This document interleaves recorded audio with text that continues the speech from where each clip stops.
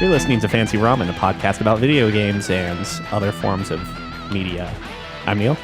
I'm Cookie. And I'm Scott. And Feel as if you had more for this intro. yeah, I just don't necessarily know where I wanted to go with it first, but what have you guys been up to this week? Well, I took a drive to Colorado. Yeah, it was fun. It was fun. That's a long drive. It's kind of a boring drive going through western Nebraska. Well, because I'm assuming you went to Denver, correct? Correct. Yeah. As soon as you hit Denver, the environment starts to get slightly more interesting, but you've already reached your destination. Yep.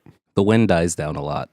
Yeah, it's 8 hours of kind of endless driving, and then the last hour is a little bit of elevation change and bumps and hills, and it's at least nice, but by that point you're burnt out. So speaking of 8 hours of endless driving, we're going to circle back to that later.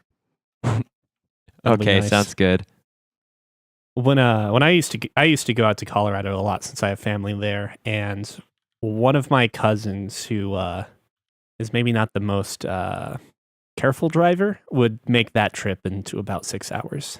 She also flipped her car once. She's living and perfectly fine before I say anything else. She flipped her car into a ditch once, and the ditch still is, I guess. It's not like they filled the ditch, pretty deep, like deep enough for 3 cars to flip into. But So she has 2 cars to go.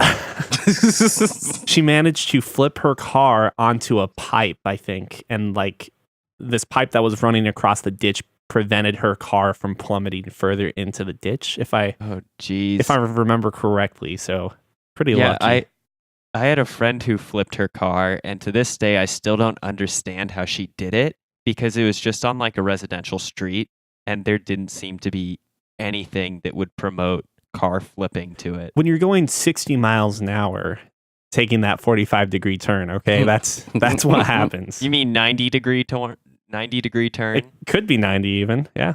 Oh, gosh. I don't think she made the 90 degrees. Like, she got halfway through the turn. She got 45? Bam. What about you, Scott? Let's see. It was Sierra's birthday this week, and so I treated her to kind of hanging out all day, doing a bit of shopping together, and then we went out to dinner and saw a movie last night. And of course, when you really want to treat someone special to the best day you possibly can, you take them to the best movie you can possibly go see, and that is Wonder? You guys went to go see Wonder? It was a special showing of The Room at our local theater. It's more or less like an analog for those more like limited screen indie theaters that we have in Omaha. It's like, a hipster not film theater then. Yeah. Oh, yeah. Less film streams, more like Dundee theater. You know, places where you'd go to see a showing of the Rocky Horror Picture Show, and people are all involved. Wait, like we had people sitting in the aisles and just like hanging out on the walls because it was so packed watching this absolute masterpiece of a film. So why has The Room just recently popped up everywhere again? So it's resurfaced because there's a movie coming out called The Disaster Artist. I think it's already out even. Yeah. Yeah, it may already be out. James Franco plays Tommy Wiseau making his film The Room, and it's essentially a comedy film tribute to one of the best unintentional comedy films of all time, The Room. And if you haven't seen it, like, it's just really hard not to talk about it and spoil all of the wonderful lines. But it's the only thing I know Tommy Wiseau from, so I can't really comment on him too much. But the movie that he ends up putting together is the most like horrible, just like synthesis. It's a terrible, terrible movie, and for some reason that makes it so good. There's a sincerity and like a legitimate effort to make it a good movie. That falls so short. Yeah, so it's not like Kung Fu Hustle or like movies that were designed to be bad. Yeah, it's one that tried to be like a pretty, I'd say probably a pretty sincere drama. Yeah, absolutely. culminating in a really dramatic ending, but instead it is such a like laughable shit show that practically every line in the script is a quotable one-liner, and the whole movie just has you completely reeling because there's like a very poorly cohesive plot. And so you really just have no idea what's going on, and the film's over, and you're just hit with the absurdity of it, and it is just the best comedic impact unintentionally. The Disaster Artist really suffers as a movie if you do not know what The Room is or have not seen The Room. I think you absolutely have to see The Room to appreciate a movie about it, because otherwise you would just think that The Disaster Artist is a movie about a weird guy making a bad movie, and that's not necessarily the only context you need to really appreciate it. The production value in The Room is also surprisingly good, but it's not, like, for the time span it was made, it's not good enough to look like it was extremely well done, but it's also not bad enough to look like it was an amateur or indie film. Like, real money was put into this product. And so is this one of those type of movies that I'll only like if I like movies like Rocky Horror Picture Show and stuff? No, I think it's not like that. Yeah, Rocky Horror Picture is kind of more of like, it's got more of those cult weird things going on. I was gonna say like cult classic-y sort of. I think it absolutely qualifies as a cult classic. But The Room is not a cult classic in that same way.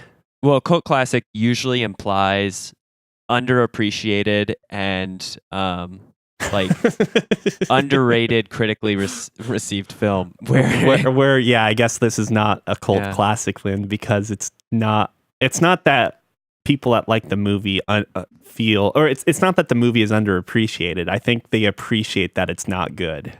It's absolutely overappreciated if you really get into the details of it.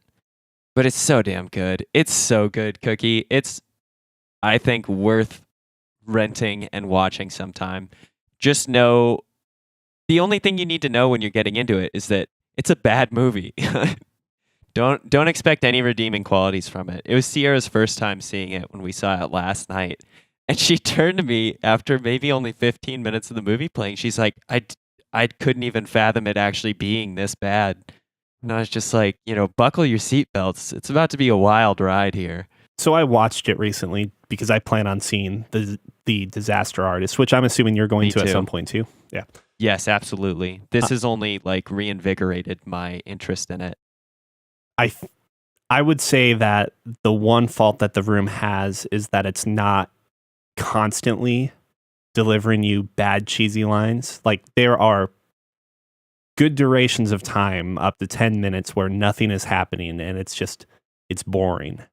But watching it with a theater audience definitely changes that. Yeah, I should say, because there's also maybe 4 football scenes in this movie that are just laughably bad, but they're so much better with an audience kind of heckling. And then there's 4 or 4.5 like sex scenes that go on way too long that are also laughably bad with an audience, but otherwise like pretty uncomfortable and cringeworthy if you're watching like on your own.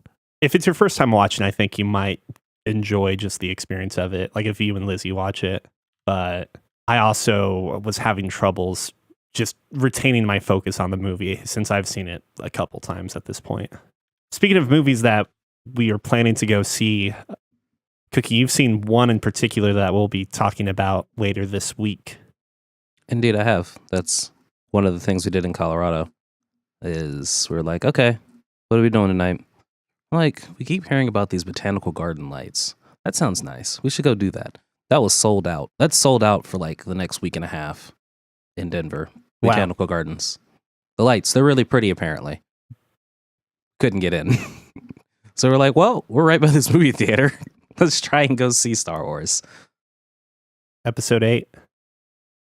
The Last Jedi. So that means this is the last episode, right? Like episode 9, not going to happen. No Jedi. Doesn't matter. Pretty much. No, it's I'm not allowed to say much, but what I will say is I enjoyed it. Lizzie actually enjoyed it. Is she not a big fan? No.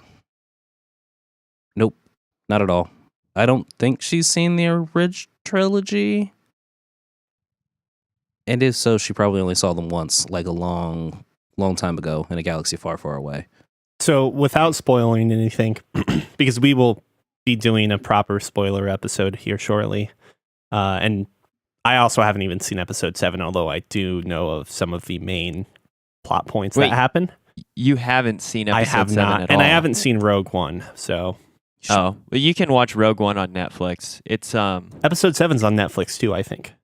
I don't think so. We don't need to fact check it. It's okay. Yeah. I'll find a way to watch it.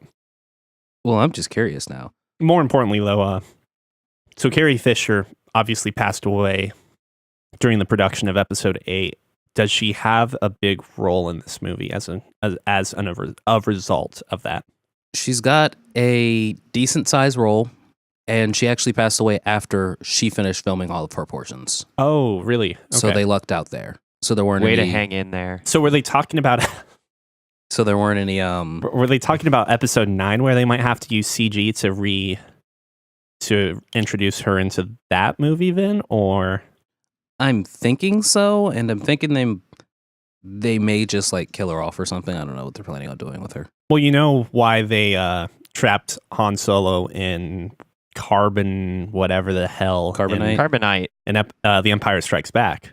They did that because they weren't sure if he would be on for episode 6. Let's just sideline this character in Carbonite, and we may or may not thaw him out. Pretty much. Actually, I don't know how that pertains. It's not like they were worried that, Carrie Fisher might not be in for episode 9. Pretty much. Like, had she lived, she would have been a part of it. And for a second, I thought, oh, okay. Oh, this makes sense. And then I was like, oh, okay. I guess that makes sense. Oh, wait. One thing I do want to say, sound design. Excellent. In what regard? Is it just that like it sounded like original Star Wars, or? No, it sounded like it was a movie with good sound design. And I'm glad they ditched the director they had for the last. J.J. Abrams is out. Thank God. Wait, so was 7 bad on the sound design? It's not great. It's not great, but he also had some very flawed designs that he wanted to stick with. How do you fuck up the sound of a movie that has a bunch of sound effects? No, not in the sound design. Like in his direction style of the last episode, very flawed. When his thing was, I can't quote it off directly, but because I don't remember exactly what he said, but it was pretty much like, Star Wars fans like to have more questions than answers. I'm setting this up to have lots of questions, and we're just like, what the fuck is going on? That's not true. I feel like the majority of Star Wars fans, at least within our range, obviously know who Darth Vader is, for instance, before they even start watching the movies. Correct. So, it wasn't like, so whereas the old Star Wars movies were all like, okay, these just happen to become subsequent questions of who is Darth Vader really to Luke. Whereas J.J. Abrams was like, ooh, mystery character here. Who is Snoke? Mystery character here. Who is this? Who are Rey's parents? Yeah, no, you're absolutely right, because the question of who Darth Vader is happens in The Empire Strikes Back, and it's answered in that same movie. Correct. Whereas J.J. Abrams was like, yeah, let's set all these questions up. That was his one interview that I read that I was like, that's dumb. Makes sense as to why this movie was kind of eh. But this new one was much better. And the sound design for this new one is just like, there's some scenes where you're just like, oh, like there was an audible gasp during one section of the movie. And it was like at the perfect point. It's just like lots of things are going on. And then it was like, everyone's just like, oh. And the sound design is just beautiful. I'm kind of looking forward to it. I'm looking forward to it. Talking about it in spoilery detail. I do have some questions, but we'll get there. So what'd you see? I watched it on Netflix, so not a movie theater per se, but I think I've discovered my favorite documentary of all time. And not from the standpoint of it being a topic that interests me the most or anything like that, But this documentary is called Imposter, and it is a retelling of a true story back in 97, or technically it starts out in 1994, when a boy by the name of Nicholas Barclay goes missing in Texas. And a few years pass, and suddenly this Nicholas Barclay resurfaces in Spain, apparently as a victim of a sex ring. Manages to escape his captors, and his sister, or his sister from Texas, ends up going to Spain, verifying his identity, and brings him back. This isn't really much of a spoiler because they open up with this note, but this is not Nicholas Barclay. This is some 23-year-old who Nicholas would at this point in time be 17 or 16. This 23-year-old Frenchman who is somehow passed as this blonde Caucasian boy. And Imposter basically tells the story of how and why this happened, and also brings up possible explanations to the actual Nicholas Barclay's disappearance. But the editing and the storytelling is so fantastically done, and the story itself is basically like better than a Hollywood plot. I was basically watching this movie sitting like I guess like at the edge of my seat the entire time, and I would recommend anyone to watch this if they have any curiosity into real crime, I guess. True crime? True crime, true mysteries. It's an unsolved case, by the way, at this point, but by the end of it, like Tiffany and I just were filled with so many questions about what could have happened.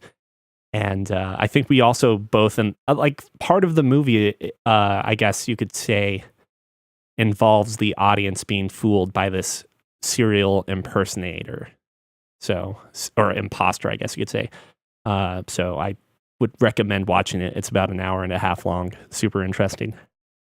What's it called one more time? Imposter. You can find it on Netflix. Cool. Unlike Star Wars Episode 8. 7, you mean? 7. It is not. He's also right with Star Wars Episode 8. Oh, well, that's true. Episode 8, yeah. Have you guys been playing any video games? So, I have been playing a video game. Just a little bit. Got about 20 minutes into this video game, then I couldn't anymore. So I mentioned 8-hour Drive and how that is. So I've been playing Desert Bus VR. Or at least a couple of minutes of Desert Bus VR. So I'm familiar with Desert Bus, the original game. It was part of like the Penn and Teller game collection, which is basically a bunch of games that you could use to cheat and swindle your friends with. And Desert Bus has like a notoriety on the internet for being a streamed game that people do. They play Desert Bus to completion, usually for charities and so forth. Now, Desert Bus looks really shitty, at least the original form of it. Did they do like any sort of graphical improvements for Desert Bus VR? Yes. So Gearbox Studios picked it up and they published it. And there's like a little documentary that's playing on the radio during the game of Desert Bus. They're talking about basically like they actually bought the bus and scanned it in so you get the full VR of the beauty that is Desert Bus. So for those who don't know, Desert Bus is a game where you're playing for points. 1 point is a full shift. Shifts happen in real time. And if you've worked anywhere before in your life, a shift is 8 hours. You are driving a bus from, I think it's like Nevada to Las Vegas or something, somewhere to Las Vegas. And there are no stops. There are no like NPCs to interact with. It's just you on this empty highway driving straight. And the bus pulls to the right. If you find yourself not focusing in the bus pulling to the right, if you're off road for too long, you'll be towed back to your original spot in real time. The bus pulls to the right. But apparently during this documentary, they were talking about, I forget who like mentioned this, but some like president's wife or some high official's wife was like, "Oh yeah, we should teach our children how to do work and like have jobs and things using video games. That'd be really cool." So that's actually where Desert Bus originated from, because they were like, "Hey, let's do this 8-hour shift of this mundane job." So after Gearbox picked it up, they were like, "Okay, let's make other games." So they like shot out ideas like Toll Collector, and then the one that actually really stuck out to me was Bird Watcher. That they had to veto that because that'd be far too interesting. That actually made me laugh. But yeah, so you're on this bus and it pulls to the right. There's not much to do. You can open the door. You can open and close the door. You can kind of look around the bus, but you're just there in this bus driving straight for 8 hours. Wait, are you sure that's how Desert Bus was made? Because I'm pretty sure it was part of, it came about from the Penn and Teller collection known as Penn and Teller's Smoke and Mirrors. Not 100%. I was only half paying attention at this point during this documentary. So, take everything I say today with a grain of salt. I'll tell you more about it later. So is the documentary long enough to fill up the entire trip? No. Okay. No. I was going to say that's a really long documentary at that point. About 8 hours? Something like that, yeah. No, I don't believe it is. But it's actually a pretty interesting listen. I was like, okay, this is cool. Have you ever played or heard about the game like Summer Car Project or My Summer Car, something like that? Nope. It's a game where you do a lot of monotonous jobs as a way to fund your project for that summer, which is to build a car. And you have to do a lot of mundane stuff when you're trying to drive and build the car, obviously, too. But stuff like, you have to find the headlight control and turn it on manually and that sort of shit. So in Desert Bus VR, is it a lot of like small mundane controls, or how does that work then? So one of your controllers is a hand that you can use to grip the steering wheel and make sure you're not drifting to the right. Mm-hmm. One controller you pull the trigger to do gas. There's a button to switch which controller is the gas and which controller is the hand. And if your free hand is on your right side, you can look over and open the door to the bus. You can close it. Why would you need to open it? You don't. You can, though. There's not much else to do, okay, Neil? Yeah, that's true. And if your left hand is free, you can turn the radio on and off. And yes, it did get a graphical overhaul as I'm seeing original things of Desert Bus. Yeah, it's pixely and looks like shit. I do want to clarify that the streams that you would see with Desert Bus are called Desert Bus for Hope. Mm-hmm. So, what have you been playing, Scott? Oh, I've just been continuing on my completionist speed run of Legend of Zelda: Link to the Past. And I just got curious and looked up what a speedrun time runs for that game, playing it on its console version for the Super Nintendo. And I just want you guys to guess how long it takes the best people in the world to beat it, and then how long it'll probably take me to beat it. I don't know about how long it'd take you, but I'm guessing maybe 45 minutes. It's like an hour 30, I think, for the best players. And I found that surprisingly, this game seems very accessible to actually speedrun. Because when I compared the amount of time it took me to get the first 3 medallions in the game versus what the world record for the fastest speed for getting the medallions, I was only off by like 10 minutes. So, doable. Yeah, this game is this is the first time I've ever felt somewhat competent in a game. I'm assuming it's because it's a part that you've played enough in the past that you're somewhat familiar with it.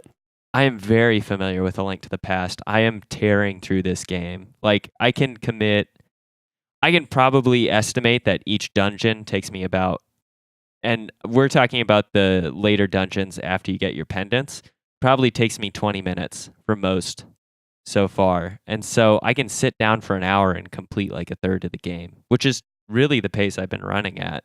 I did the 3rd, 4th, and 5th palaces all within like an hour and a half yesterday. Though my timer's a little off because every once in a while I'll pause the game to go like complete a task, run an errand, or like change over my laundry. So a bunch of times getting plugged on that I'm not actually using it. Right. But it's on the Super Nintendo mini, or it's on the mini SNES's like playtime clock. But I gotta say, going back and playing over a game like this that's short enough is really a pretty satisfying experience. I may go back and play some more old games after this just because I realize if I'm very familiar with them, I can get through them in so little time that I really don't have to worry about the investment necessarily. And I do also probably think that my appreciation for the game has grown playing it again years later. It's still a good game. It's one of the few Zeldas I think that even after I complete it now, if I wait another 10 years, I could go back and play it again and still enjoy it and still think that like it's aged perfectly fine graphically and the controls are fine. Just very positive experience. I'm very surprised. I don't know if I could necessarily say that that's one of the few Zelda games I could go back to, but that's probably still my favorite game. Oh, okay. I was going to say, Zelda. which ones could you go back to? Because I think I can go back and do Ocarina of Time or Majora's Mask whenever. Like, I really loved those games. Those were really they weren't my first Zelda games, but they were the ones that I spent the most amount of time with and have the most nostalgia for. I thought Twilight Princess was pretty concise as an experience. Like, there might be a few parts that I would have some issues replaying, but Ocarina as well. Granted, some of the temples are really annoying, and Wind Waker. I could definitely play that again. I think that may be my second or third favorite Zelda at this point. See, I could see replaying Wind Waker up until you actually have to gather the Triforce. So those aren't as bad if you play the remaster on Wii U, because I think they cut down the number of Triforce pieces. That's nice. How many Triforce pieces can there be? There's like 9. Yeah, they're like broken up, so it's they're scattered across the map. So and it's not some just of them are 3 terrible. anymore. Yeah, and some of them are terrible. Well, no, it's a bunch of Triforce pieces, I think, to get one piece of the Triforce. Yeah, that's right. Sorry. Yeah, it's the Triforce of Courage broken into 9. So really, if you had to field all 3 like triangles, that's 21 pieces. Too much. Gotta catch them all. Yeah. Triforce. But I don't know. I don't actually have that much to say about it. That just happens to be the game that I've put my time into. And I've been playing a little bit more Metal Gear Solid. I'm actually getting comfortable with the African region now that I've played in it a little bit more. That's the more forested one, right? Yeah, that's it's the Angola Zaire border region, I believe. I like it a little bit more than the desert just because there's like Afghanistan's actually really cool and I thought a great choice of a location to be at. But I do like it just having a little bit more like flora around, and the area is a lot more difficult to like drive around and traverse. It feels more expansive, even though it's not. I think the map size is relatively the same, but because you have more things in it, and a harder to traverse like back roads or off roads areas, it seems really massive. I'm excited that you brought up the African map, because that means you're starting to get to the points of the game where I actually feel Metal Gear Solid 5 starts to become a good or great game. Because before that, it was just Ground Zeroes in the desert. I would say it plays better than Ground Zeroes, but right, the story starts going in awesome directions.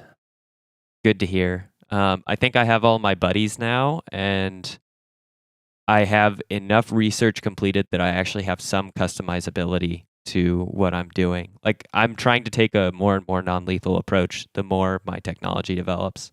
Your hands are already stained, Scott. Oh, may as well keep killing people. So bloody. Yeah.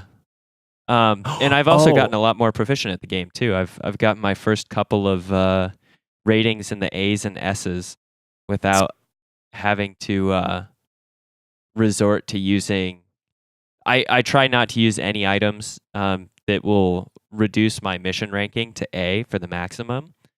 But I've used the helicopter in maybe one or two situations, and so Scott. yes. I honestly completely forgot about something that is built into the game. It's kind of a minor thing, but have you noticed your shrapnel getting any bigger? No, I can't tell. I've been focusing on it too. Like I've been looking to see if my shrapnel gets more and more intense because I figured it might be a Mass Effect 2 style thing where I get more breaching of my shrapnel if I'm very violent. Yeah, And, it is. It's definitely a mechanic. It will grow in size and get more intense. so is it because of my kill count just reaching thresholds, or is it a ratio that I can overwhelm by going completely non-lethal? I don't know if it's a ratio. I think How do I get a pretty face, Neil? you might not be able to at this point. No, if it hasn't changed, you might still be fine. But like, and again, I'm not promising that I know how it works, but I think it's based on like a meter that raises depending on how many people you've killed and also maybe how many times you get detected. I think the Oh, so if idea I'm is that the better, legend then it also of- goes in?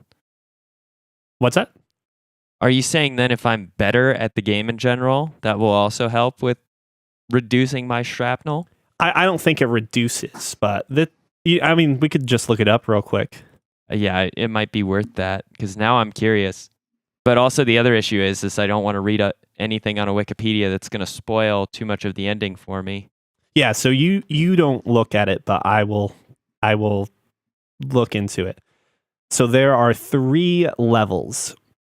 It looks like there's a point system where if you get 20,000 of these points, you will have a cutscene, which I apparently never saw this because I never saw the cutscene.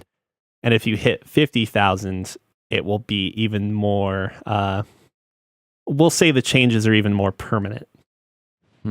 So you can lower those points by extracting animals, earning certain achievements, I guess I shouldn't read that. Or visiting a certain place at your mother base once it's been built. Do enough nice things and Snake's horn will shrink again, and the permanent thing that you can have happen will also be removed. You can also lower your points as many times as you like, though it's purely aesthetic. And you can't stab people with the horn. Oh, that's too bad. No headbutts for me. No. Man, I completely forgot that was a thing. But yeah, extracting animals is probably the most common thing you can do to lower it. But I don't think there's any reason not to have it high, so you may as well experience that for yourself. Sounds good. As for me, are there any other games for you?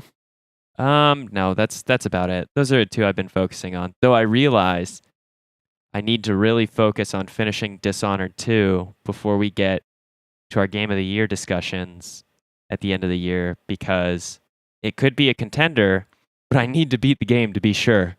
We can talk about it once I actually have it completed, and I'd love to talk about it too if you end up picking it up, because it's an excellent game. I'll have to watch for it. I really did enjoy the first one. Let's say we cover some emails. If you want to write into us, you can write us at podcast@fancyramen.com. This first one comes from Dave. He writes, "Hello, Ramen Club. I'm surprised that there was not much fanfare for Mega Man 11 or anything other than a mention of the new Soul Calibur. I love playing the original Soul Calibur in my dorm room with floor mates, and while I have not been as enthusiastic about the following titles, I'm ecstatic to see the series return to the original time frame. On an unrelated note, the holidays are almost upon us. I was wondering if you guys had any specific games you like to revisit or associate with this time of year, even if there are no direct connections to the festivities." Ace Combat is a game that I associate with this time of year. The entire series? My man. Basically. And that's only because back when we used to live in Georgia, we would have large parties of friends and family members and friends of family come over, and we'd play like Ace Combat, do dogfighting, and we'd play rival schools. Dog man, fighting, like you would have dogs fight each other. Mm-hmm. Yes. No. Yeah. No, yeah, we'd have we'd set up our own like little rules for the dog fights as well. It's like, okay, if you run out of rockets, you've got to crash into kill yourself.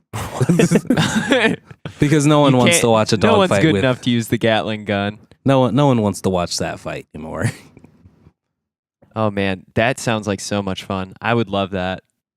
Well, good news. Ace Combat 8, 9, 10, 11, 12. What?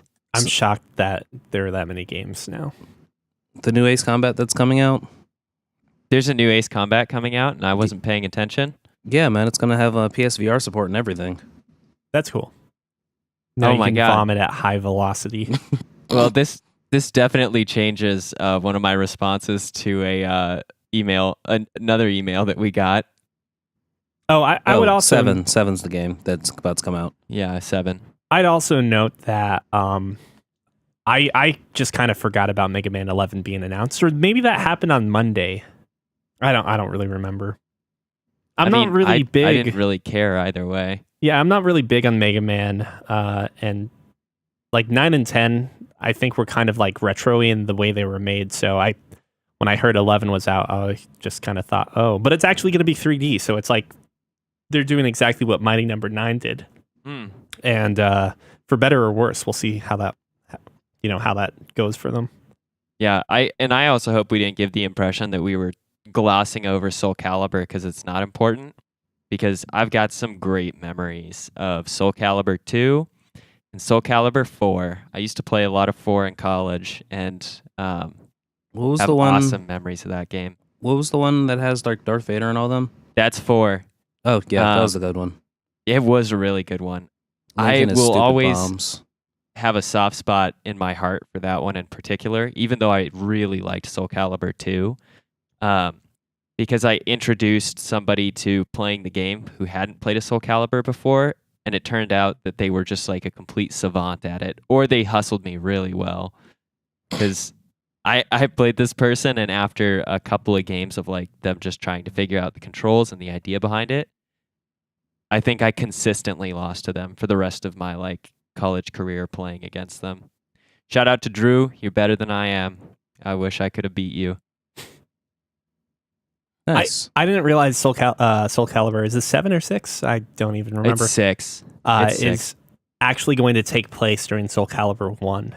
Oh, I didn't realize that either. Yeah. Which, so, I mean, I don't understand the story of Soul Calibur whatsoever. So it meant nothing to me that they were returning back to... Wait, so does that mean what's his name's going to be... So we're not going to have Siegfried and Nightmare running around at this point? well, Soul Calibur 1 had both characters unlockable anyways. Yeah. But technically from the story, That's- Nightmare existed and not Siegfried. But you could play as Siegfried, I think. Oh, because Siegfried's already been corrupted by the time of exactly. Soul Calibur 1. Yeah. Okay. But like that also means I'm assuming a return of that cast. And that would be cool.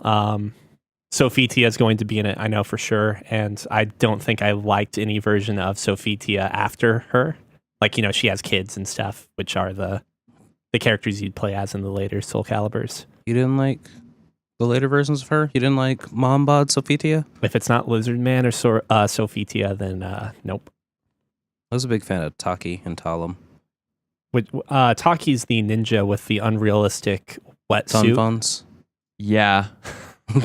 You know what I'm Taki- talking about, right? Yeah. Like, why? Whatever, it doesn't matter. I think the costume design was terrible, but I thought she was a good character. Oh shit! Speaking of costume design, correction from last week. Recovery of MMO Addict is not done. That was actually an OVA. Did you look at Master Anime? No. So that The was, part 1 and part 2? Yep. Episode 11 Part 1 and showed part up as a OVA, so to speak. So like the series, at least as it is right now, is over. That was a special edition. I know. I got excited too because I saw episode 11 on Master Anime, but then I went back later and discovered that had been rebranded as like a special OVA or something. Oh, but the reason I mentioned that is because in part of that OVA, one of the outfits that the main character has to wear will defeat the Demon King immediately. And it's a skimpy bikini armor piece. And she refuses to wear it. So And she refuses to wear it. so someone else wears it instead. And the hilarity ensues. Yep. As for holiday games, do you have something for that, Scott? Oh yeah. My holiday game has always been Pokemon Yellow. I remember receiving it as a kid for my birthday in the fall. And by the time Christmas rolled around and I was on vacation back here in Montana, I was finally able to beat the Elite Four, and I have incredibly fond memories of being a stupid child who made the worst possible team of Pokemon to beat the Elite Four. My team included, but was not limited to, Charizard and Electrode and Articuno. And that was the whole team I used to beat them the first time, and I still laugh thinking about how I was able to do it through like sheer force of will and a lot of... Is it Ether that returns the PP? power points to your Pokemon? Yeah, Yes, it returns their PP. Yeah. I used one of the THs. What the hell were they called? HMs. Probably HMs or TMs. TMs, because HM are the ones that you have HM's to use to permanent. like move around the map as well, but it's also Yes. a move. But So- they're normally garbage moves. So I taught Charizard Slash, which is like a neutral or physical decent attack. He learns that on his own. Does he? Yes. I beg, maybe they, I don't know. I want to call bullshit on that, at least for the original, but I really don't care enough to check. I'll double check you. Keep talking. But so Slash is neutral, so it works on a lot of things except for Rock and whatever for the original. And I just fucking use Charizard for everything. And the way that game levels characters, Pokemon up, even if you're over leveled, if you're killing like boss battles and stuff with that Pokemon, it will level up on its own relatively high. And I just powered through like the entire game of Charizard. Because why? the fuck Charizard not? learns Slash at level 36. Fuck. Maybe I didn't use a TM then. I don't know. I don't know if there's a Slash TM. Yeah, I could be wrong. Anywho, There for is me- not. You are wrong. Ooh! That means you don't have to send in corrections on that. Hey. That's right. I'm just trying to do the work for our listeners. The proactive job. Yeah. I don't think I have like a specific holiday game. Like the closest thing I could think of would be, I don't know, it's more of a genre, but this time of year when I was not working like retail or anything, I would just play a lot of RPGs. Like this is Yeah. the time of year where you plow through it. So, okay, like the one that really comes to mind is Final Fantasy VII. When that was released, it was right around Christmas when I was however old I was, and I got through, I don't remember if I beat it over that course of one holiday break or winter break, but I was probably pretty close. Gotcha. Our next email comes in anonymously, and he references, he or she, I guess I should say, They. references a it could be a bot from Russia. What about a Yeah. Wii? Could be a hive mind. Oh yeah, you're right. Man, I didn't even get to talk about... Can I just very quickly, before we hit this email, explain why my team is such a fond memory? I Sure, guess. shoot. I know, it seems like such a waste of time, but I just, like... Nothing's a waste of time in this podcast. I The always podcast where laugh we never thinking get off about it. topic. And it always reminds me as to why I don't play Pokemon anymore, is because ultimately I am actually bad at that game. But so I gave you a team that had a fire type, an ice type, and an electric type. And I too, Neil, had to use the overpower your Charizard in order to win the game. Because Because you if had I nothing to remember go against correctly- Rock, right? Well, I had an 8-year-old brain or something close to that. And so I just decided that the best possible strategy was buying a bunch of revives and a bunch of ethers so I could use Electrode and self-destruct on any Pokemon that Charizard couldn't beat. Wait, that actually seems pretty legit to me. It totally works. It's very expensive. So name your Electrode Kamikaze. Just call it a day. You know, I didn't, but it's also alarming because there's no way to get unlimited money in Pokemon. yeah, it's very difficult in the Generation 1. You have to fight the Elite Four, win some money from them, get knocked out, spend that, like, hoard that money until you can spend a bunch. So I lost the Elite Four many more times than I've ever won against the Elite Four. Oh, so Continuing that's the forward. way. Because, like, in theory, there is a set amount of money you can get from those Each- early yeah. games. Right, Because- that's right. Until you reach the Elite Four, who are the only trainers that you can battle a second time. Until you beat them, of course, and beat the whole thing. Well, actually, no, you can continue to beat them over and over and over again. But Ah. so Electrode with self-destruct and revives and ethers to bring that back up whenever he's unable to do the trick, and then a Charizard equipped with the move set of what is it? It was Cut, Strength, Fly, and Fire Blast.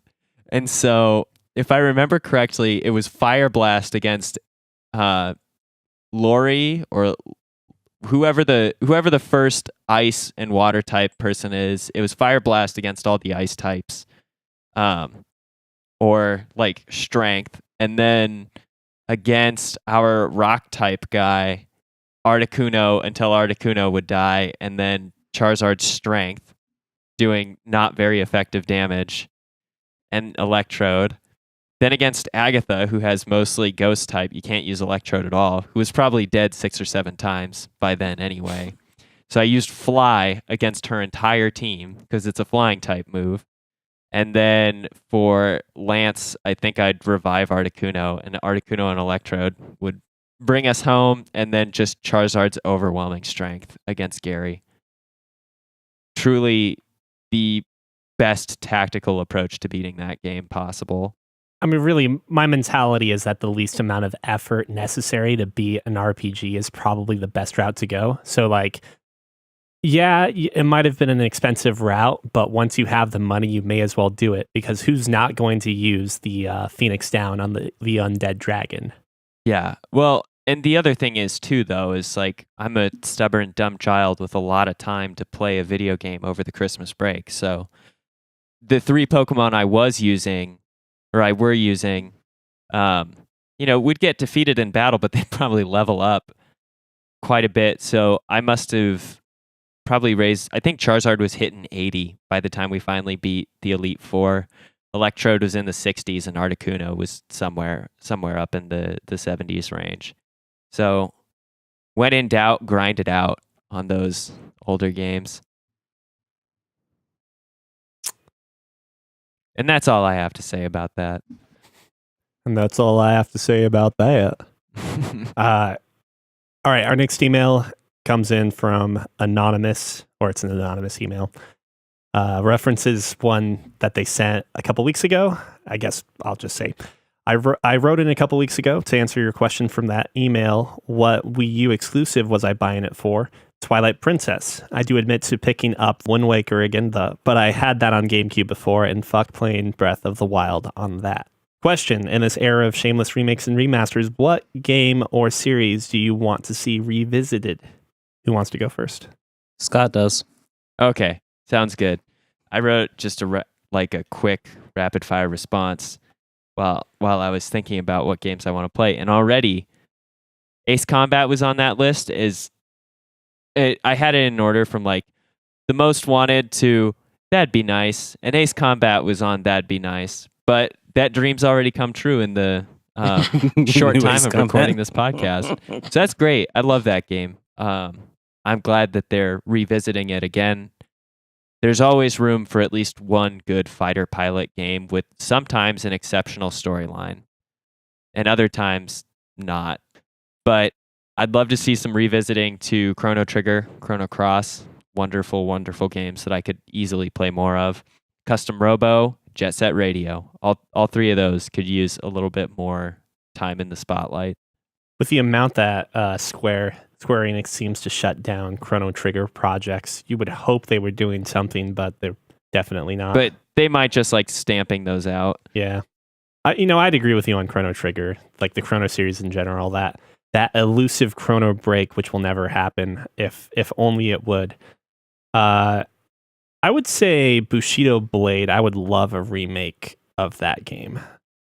Like, I guess that there are two games. The second one has a sort of arcadiness to it, whereas the first one felt maybe a little more like refined, but either of those games or a third game would be awesome.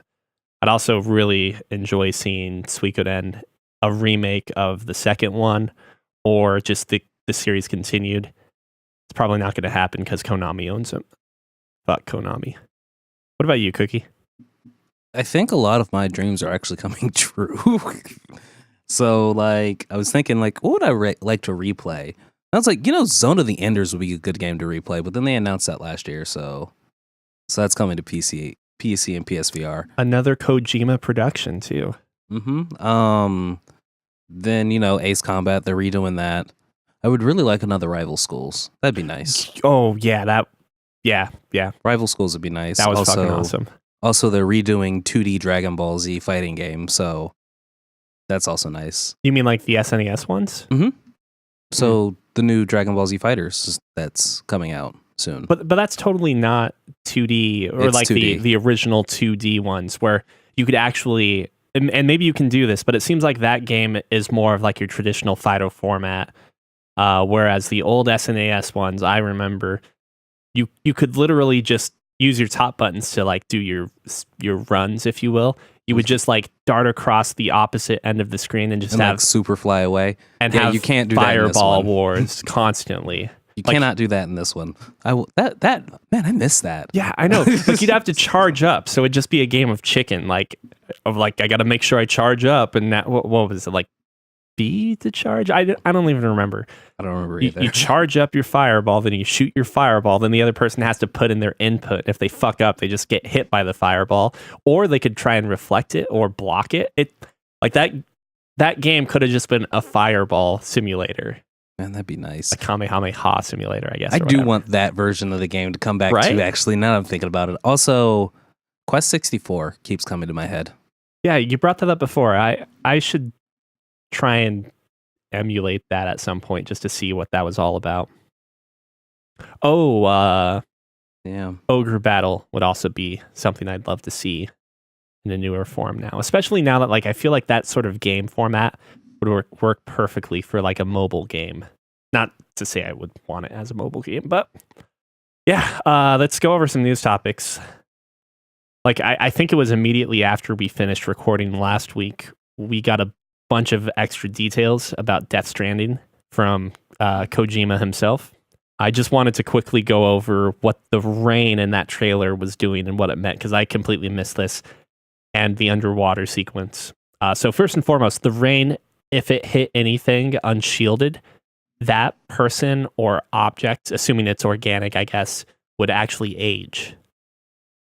So if you rewatch it, apparently the guy that has his helmet off, or his whatever hazmat suit helmet off, Yeah, he's definitely aging. I thought the enemies were doing that to him. but it was actually the rain, and there is some other objects and like plant forms that apparently are growing at excessive speeds as a result to it. Yeah. So I didn't notice that. The underwater sequence is apparently the game over state. So when you die in the game, you are then submerged underwater, and you assumedly have to do some things to live again or to be resurrected. So whatever the fuck is happening in Death Stranding, that world is pretty screwed up. Mount Your Friends 3D is coming out. Did you guys play the 2D version? Yes. Are you familiar with this, Cookie? Not Your Friends? Mount Your Friends. No. No, I am not. I don't know how to summarize this game. You play as super buff, very well endowed Olympic athletes that are trying to climb on top of one another to reach the highest point, and your time limit reduces more and more each round to do so. It's kind of like QWOP, in which you climb with each limb being corresponded to a different button. And it's got some pretty pretty wacky graphics and physics to it. Yeah, some pretty wacky package physics, especially. Oh God. Nice. Fun game. And in Absolutely 3D, worth a Google. in 3D, I can only imagine what you could do at this point. But Xbox One's PUBG game preview plays on basically the very low PC graphical settings, and it's been suffering from some performance issues. This is maybe more of a PSA than anything, since we've talked about PUBG before. You may want to double check before you get it on Xbox One or any console. It's just that Xbox One is going to be the first one you could get it on. And since we brought up Ni no Kuni 2 in the past, that has been delayed to 2018. What? Yep. Oh, and yeah, I remember just coming across this too. So you guys will have to explain the details to me, but Disney and Fox have come to an agreement. Mm-hmm. So basically what is happening now is Disney is buying Fox Studios, part of Fox Studios. Not all of Fox Studios, just part. $52 billion worth. Yep. So apparently that doesn't include Fox News. So we're still going to have to deal with that. But they're getting pretty much everything back except for like I think news and like a few other like random things that Fox is all about. Who would really want Fox News at this point? Could we just? I mean, Fox News makes a lot of money. Moral complications aside, it's certainly a moneymaker, and owning it is a good way to keep lining your pockets. So. And I believe they're just waiting for SEC regulations to like sign off on it. Basically say, yeah, this is okay. So we can finally say mutants in Marvel movies. Yeah, like they're going to have to reintroduce X-Men and mutants into the big Marvel MCU. combination. Yeah, exactly. Or they're going to have to reboot things. No, it should be fine introducing mutants into Marvel movies.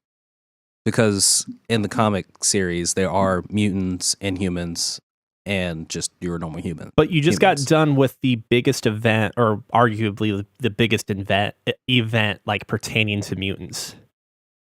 Civil War. Oh, yeah. So it's like, well... No, Civil War was about Inhumans. Inhumans? Yeah. And mutants, though, because they also fell under the classification. During the Civil War, I believe during Civil War, the mutants were already gone. Really? Yeah, they left the planet because I think it's like Rogue is still on planet and Wolverine maybe because the cloud mist that's enveloped the Earth is basically poisoning all the mutants. So they all went to whatever. They all went to like the moon or some shit. So yeah, it's just really the Inhumans that the Civil War was about. I don't know enough about it to.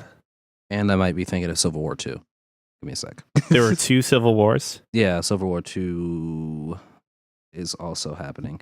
I definitely just Googled Civil War and was confused as to why there weren't any more comic books. What is this? Oh, funny. America. The Confederacy? I don't remember this from Marvel. Fake news. Holocaust never happened. Oh, man. The Civil War was not about slavery at all. It was about states' rights to own slaves. Mm-hmm. Which is not about slavery. Shh. which is not about slavery. It was what's the best way I've heard it? It was about states' rights to ensure indentured servitude, economic agricultural worker success. Like, oh man, I've heard many horrible what would you even call it, like sanitizations of those arguments. Yeah, it's bad man. God, feels bad. I fucking hate the world right now. Okay, do we have anything on a lighter note? I was gonna say the Civil War was about the Superhuman Registration Act, which was it's the same thing as the Incredibles, where you have to be in the database. Basically. So we're getting part 2 work, of that. Work as a That's- government agent or something, right? It's so they're not freelancers, more or less, Because they're being treated as like rogue freelancers or vigilantes, and the government doesn't like that. Yeah, so that was Civil War One. It was about this superhero registration act rather than just the mutant registration act. The superhero one was about our superhuman registration act had been a long time in the making, the logical extension of the often proposed, never passed mutant registration act. Oh, and so this is after quote unquote M Day, when 90% of Earth's mutant population found itself spontaneously depowered. Oh, I thought you were Due going to to say the- spontaneously dead. That's what I was thinking too. But yeah, that was because of there's the gas that's turning all the normal humans to inhumans that's poisonous to mutants. Civil War. Isn't it a little ironic then that because I'm trying to remember Civil War correctly, Captain America does not want to actually fight for America in Civil War? Well, because Like, he that's believes in his the deal? liberties and freedoms of. Yes, Cap's all about the no, we don't need to really register anybody. Let's do it. And Tony's like, dude, we've done so much shit. We should probably be held accountable. Right. Especially after that one dude became a nuclear bomb and blew up that town. Yeah, I mean, he's also so wealthy. He's like, yeah, they can sue me. I'll be fine. And then Civil War 2 was about this inhuman that could see the future, but we weren't sure which future he could see. There's a possibility of a future, it turns out. And a lot of shit happened. I'm done talking about Marvel. Me too. I'm never done talking about Marvel.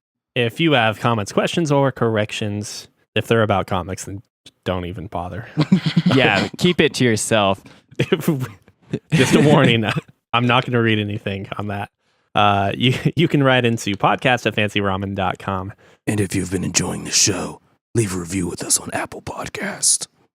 But most importantly, go ahead and take the time that you were going to use to write us a correction on the Marvel Universe and instead tell a friend about the podcast. It's a much better use of your time and your emails. Thank you. Oh gosh, there was people writing on the stream. Give me a sec. Yo, Oh no. I mean, not oh no, people are writing or involved. That's probably the not the best thing to say. And But I oh no, think- I don't want to miss them. I think that does it for episode 46 of the Fancy Ramen podcast. To those of you watching our stream, the one person watching our stream, how's it going? Good on you. We will be trying to do this more regularly or streaming more regularly on Sundays at 12 Central. And we're also kind of figuring out what we need to do to make the experience a little more pleasant for you as well, including break music and having something other than just the Fancy Ramen podcast logo. Recycling. Yeah. Maybe That's like right. a topic list. You would heard be it good. first. Animated episodes, guys. Ooh, if I'm planning on I've actually. got ideas. I'm actually planning on going back into the 3D painting thing, and I want to like paint a sculpture of all three of our faces, and just have that. It's just terrible That could be rendition. super sweet.